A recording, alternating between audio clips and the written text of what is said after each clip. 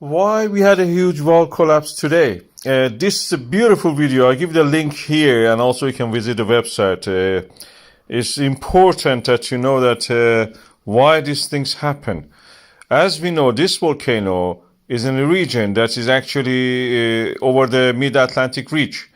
The volcanism in this area is very silica poor. Silica is a kind of polymer.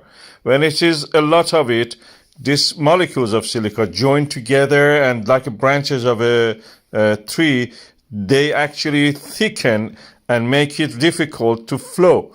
When the silica content is low, this kind of sticky gluiness and entanglement of the molecules of the whatever is there, this lava, is difficult. So they are not very stable. They're like a saliva compared with the Boogey, if I say that.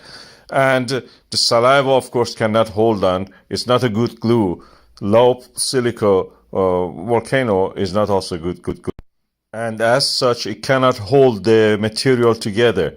This lava cannot hold itself together. It's not very strong. It's very brittle. It's very unstable. It collapses with every chance it has. Under gravity of the earth, it collapses.